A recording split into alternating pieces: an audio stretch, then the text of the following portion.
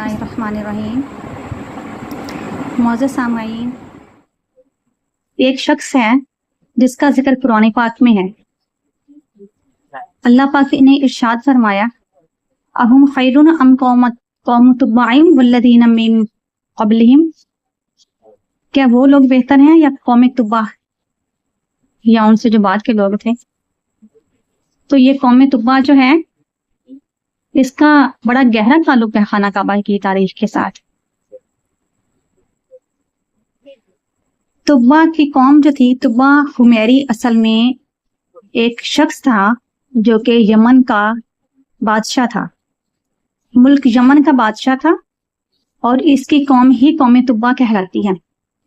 यानी इसके इलाके के लोग जो थे उन्हीं को कौम तुब्बा कहा गया है कुरान पाक में।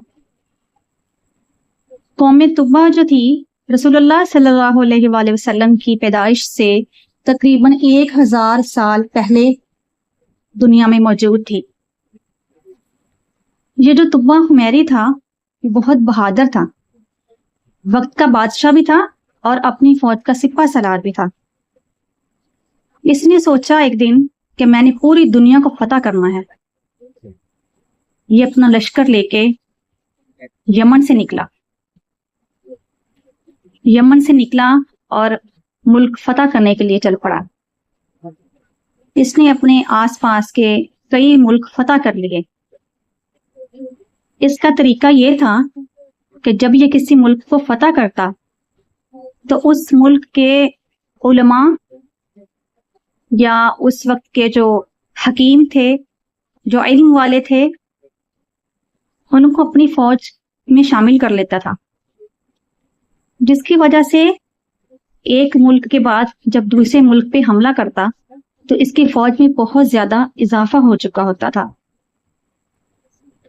बढ़ते बढ़ते इसकी फौज इतनी बढ़ गई कि जब ये किसी मुल्क पे हमला करता तो उस मुल्क का बादशाह अपने खजानों की चाबियां खुद ही तुब्बा हुमैरी को पकड़ा देता और कह देता कि मुझे पता है कि मैं तुमसे मुकाबला नहीं कर सकता, तो मेरी आवाम को कत्ल ना करना, मेरे मुल्क को खराब ना करना, मैं खुद ही अपना मुल्क तुम्हारे हवाले करता हूँ। ये तुब्बा हुमैरी चलता चलता मुल्क अरब में पहुंच गया। अब जैसे ही मक्का में पहुंचा है, अच्छा जो पिछले मुल्क ये फतह करता आया तो जैसे इसकी बड़ी शान थी और लोगों को बड़ा इसका पता चल गया था, इसका बड़ा नाम था उस वक्त, तो लोग इसके इस्तकबाल के लिए खड़े होते थे। और अगर मुल्क वाले इस्तकबाल के लिए खड़े नहीं होते थे तो ये बहुत नाराज होता था और उस मुल्क में बहुत ज्यादा कत्ल व गारत करता। लेकिन जब मक्का मुकरमा में पहुंचा है तो तुब्बा हुमैरी ने अजीब माजरा देखा कि मक्का के रहने वाले इसके इस्तकबाल के लिए नहीं निकले। इसको बड़ा गुस्सा आया। एक बार तो इसने अपनी फौज को कहा कि मक्के के मैदानों में खैमे लगाओ और हम इधर आराम करेंगे। आराम तो करने लग गया और फिर दिल में सोचा कि मैं पूछूंगा जरूर कि मक्कियों ने मेरा इस्तकबाल क्यों नहीं किया, क्योंकि उसके साथ बहुत सारे उलमा होते थे। उलमा ने बताया कि जो मक्का के लोग हैं, ये खाना काबा के साथ इनकी अटैचमेंट है, ये खाना काबा के मुतवल्ली हैं और खाना काबा के साथ इनकी बहुत मोहब्बत है, और खाना काबा के मुतवल्ली होने की वजह से सारी दुनिया इनकी इज्जत करती है, इसलिए ये तुम्हारे इस्तकबाल के लिए नहीं निकली। तुब्बा हुमैरी को खाना काबा की अजमत का इतना अंदाजा नहीं था। वो अपने खैमे में लेटा सोच रहा था कि मैं खाना काबा को मस्मार कर दूंगा और माज़अल्लाह ना खाना काबा होगा और ना ही उसकी ताजीम होगी, कि मेरे जैसे इतने अजीम शान बादशाह के पास ये लोग ना तो इस्तकबाल के लिए पहुंचे, ना कोई खैर खैरियत पूछी, और जैसे पिछले मुल्कों ने अपना मुल्क मेरे हवाले कर दिया, ये सिस्टम भी इन्होंने नहीं किया। یہ چیزیں سوچنے لگ گیا، اور پھر اچانک اس کے سر میں شدید درد شروع ہو گیا۔ اس نے کے لشکر میں کیونکہ بہت سارے حکیم اور ڈاکٹر موجود تھے، سب اپنا اپنا علاج معالجہ کرنے لگ گئے، لیکن سر کا درد تھا کہ طبہ حمیری کے ختم ہی نہیں ہو رہا تھا۔ پھر کسی عالم نے پوچھا، اے طبہ حمیری، کیا تم نے کہیں یہ تو نہیں سوچ لیا کہ میں خانہ کعبہ کو مسمار کروں گا؟ طبہ حمیری کہنے لگا، ہاں میں نے سوچا ہے۔ تو علماء نے اس کو کہا کہ تم اس خانہ کعبہ کا جو رب ہے، جو اس کا خدا ہے، اس سے معافی مانگو، کیونکہ خانہ کعبہ اس وقت بھی ایسی عبادت گاہ تھی کہ کافر جو تھے، مکہ کے کافر بھی جو تھے، وہ خانہ کعبہ کی بہت تعظیم کرتے تھے۔ تو سب علماء نے جب کہا تو طبہ حمیری نے اللہ تعالیٰ سے معافی مانگی، اور اللہ تعالیٰ کا ایک نیک بندہ بن گیا، اور کہنے لگا کہ میں نے ذرا سی سوچ میرے دل میں آئی ہے کہ میں اس گھر کو مسمار کر دوں گا، تو اس گھر کے مالک نے میرے سر میں اتنا شدید درد کیا کہ میری زندگی بدل گئی۔ وہ اللہ پہ پکا یقین کرنے لگ گیا، اور اس نے یقین کے ساتھ خانہ کعبہ گیا، جا کے اس کا طواف کیا۔ لوگوں نے اس کو طریقہ بتایا کہ یہ لوگ اس کا طواف کرتے ہیں، اس نے طواف کیا، اور اس کے بعد خانہ کعبہ کی عظمت کو جانتے ہوئے اس نے اپنے لشکر میں حکم دیا کہ خانہ کعبہ کی چوڑائی، لمبائی اور اونچائی ساری چیزوں کو دیکھو، اور اس کے لیے ایک بہت بڑا غلاف بنائے۔ تو خانہ کعبہ کے اوپر آج آپ دیکھتے ہیں کہ غلاف چڑھا ہوا ہے۔ تو خانہ کعبہ پہ سب سے پہلا غلاف جو ہے وہ طبہ حمیری نے چڑھایا تھا۔ خانہ کعبہ پہ پہلا غلاف اس کی عظمت کو جانتے ہوئے طبہ حمیری نے چڑھایا، جو کہ لوگوں کو بہت پسند آیا، کیونکہ یہ بہت عظمت والا گھر ہے اللہ تعالیٰ کا۔ تو اس وجہ سے خانہ کعبہ پہ اس وقت کے بعد ایسے ہی غلاف چڑھتا رہا ہے آگے سے آگے، اور آج تک ایسے ہی یہ رسم ہے، اور اس کی عظمت کو سلام کرتے ہوئے مسلمان اس کے اوپر غلاف چڑھاتے ہیں۔ اب میں آپ کو طبہ حمیری کا پورا قصہ بتاتی ہوں کہ طبہ حمیری نے خانہ کعبہ کی عظمت کو جانا، اور اس کے بعد آگے سے آگے ملک فتح کرنے کے لیے چلتا رہا۔ مکہ سے کچھ 100 کلومیٹر فاصلے پر ایک میدان آیا، اس میدان میں کھلا میدان تھا، وہاں پہ وہ ٹھہر گیا۔ طبہ حمیری اور اس کے تمام لشکر نے وہاں پہ خیمے لگا لیے۔ اس کے لشکر میں بہت سارے علماء تھے، رات کو بیٹھ کے تمام علماء اور طبیبوں کے ساتھ باتیں کرتا۔ تو علماء نے بتایا کہ یہ جو کھلا میدان آپ کو نظر آ رہا ہے، یہ جو کھلی جگہ آپ کو نظر آ رہی ہے، ہماری کتابوں کے مطابق، تورات اور انجیل کے مطابق، اسی جگہ پہ ایک وقت آئے گا جب ایک شہر آباد ہوگا جس کا نام مدینہ منورہ ہوگا، اور پہلے لوگ اس کو یثرب کہیں گے اور کھجوروں والی زمین کہیں گے۔ علماء کہنے لگے، ہماری کتابیں بتاتی ہیں کہ اے طبہ حمیری، جس مکہ میں تم کچھ دن گزار کے آئے ہو، اسی مکہ میں وہ نبی پیدا ہوں گے جن کا نام حضرت محمد صلی اللہ علیہ وآلہ وسلم ہوگا، اور جس خانہ کعبہ کی تعظیم کو تم مان کے آئے ہو، وہ نبی آئیں گے تو اس خانہ کعبہ کی صحیح طریقے سے عبادت اور عظمت لوگوں کو سکھائیں گے۔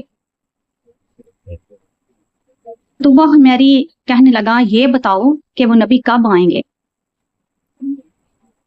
کہنے لگے علماء کہ یہ تو ہمیں نہیں پتا، لیکن کئی نشانیوں سے پتہ چلتا ہے کہ ان کے آنے کا وقت زیادہ دور نہیں ہے۔ طبہ حمیری نے کہا، بس ہم یہیں پہ ہیں اور ادھر ہی رہ کے آخری نبی حضرت محمد صلی اللہ علیہ وآلہ وسلم کا انتظار کریں گے۔ لیکن پھر ایسے ہوا کہ 6 مہینے تک طبہ حمیری وہیں پہ رہا، لیکن رسول کریم صلی اللہ علیہ وآلہ وسلم دنیا میں تشریف نہیں لائے۔ جیسا کہ میں نے آپ کو اس ویڈیو کے شروع میں بتایا تھا کہ یہ جو بات میں آپ کو بتا رہی ہوں یہ رسول کریم صلی اللہ علیہ وآلہ وسلم کی پیدائش سے 1000 سال پہلے کی ہے۔ طبہ حمیری جو ہے وہ 6 مہینے تک انتظار کرتا رہا، اور علماء آپ کو بتاتے تھے کہ ان کے آنے کا وقت ہمیں پتہ نہیں ہے، لیکن نشانیاں بتاتی ہیں کہ زیادہ دور نہیں ہے بہت۔ طبہ حمیری ایک دن بیٹھا تھا، اس نے ایک خط لکھا اور اس میں کہا کہ اے اللہ کے نبی، آپ پر سلام ہو،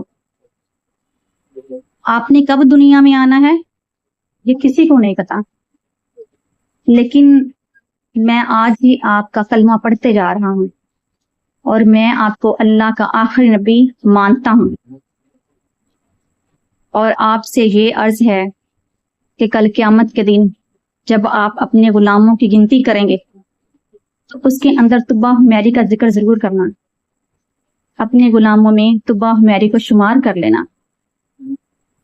یہ خط لکھا اور اس کے لشکر میں جو سب سے بڑا عالم تھا اس عالم کو وہ خط دیا اور پھر کہا کہ یہ میری امانت ہے تمہارے پاس، اور پھر اس کے بعد حکم دیا کہ اس گراؤنڈ میں 300 گھر بنائے جائیں۔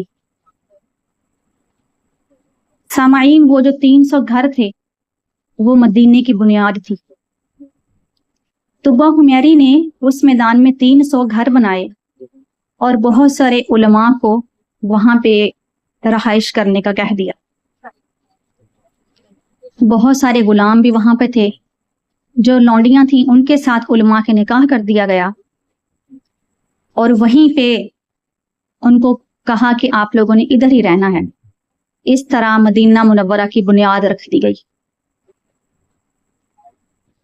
طبہ حمیری نے اس میدان میں جو گھر بنائے اس میں ایک گھر ڈبل سٹوری بنوایا، اور جو سب سے بڑا عالم تھا اس کو کہا کہ یہ گھر جو ہے اس میں آپ نے رہنا ہے، لیکن تب تک رہنا ہے جب تک رسول کریم صلی اللہ علیہ وآلہ وسلم مدینہ منورہ میں تشریف نہیں لے کے آتے۔ کہنے لگا 300 گھر سارے لشکر کے ہیں، اور یہ جو ڈبل سٹوری گھر ہے یہ آخری نبی صلی اللہ علیہ وآلہ وسلم کا ہے۔ اور اس طبہ حمیری نے اس عالم کو نصیحت کی کہ آپ جب اگر آپ کے ہوتے ہوئے رسول کریم صلی اللہ علیہ وآلہ وسلم آگے تو ٹھیک ہے، ورنہ آپ نے اپنی نسل کو یہ وصیت کر کے جانی ہے کہ یہ خط آگے سے آگے اگلی نسلوں تک پہنچے، اور آخر میں یہ خط، یہ میرا پیغام اور میرا یہ محبت نامہ رسول کریم صلی اللہ علیہ وآلہ وسلم تک پہنچا دیا جائے۔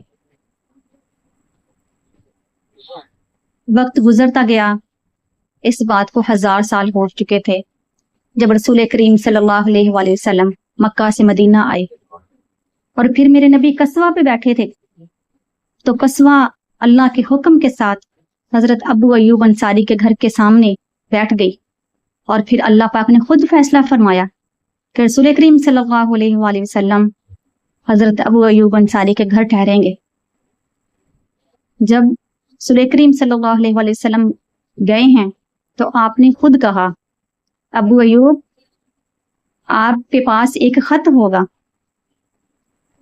جو کہ ایک وراثتی خط ہے اور نسل در نسل آپ تک پہنچا ہے جو میرے نام ہے۔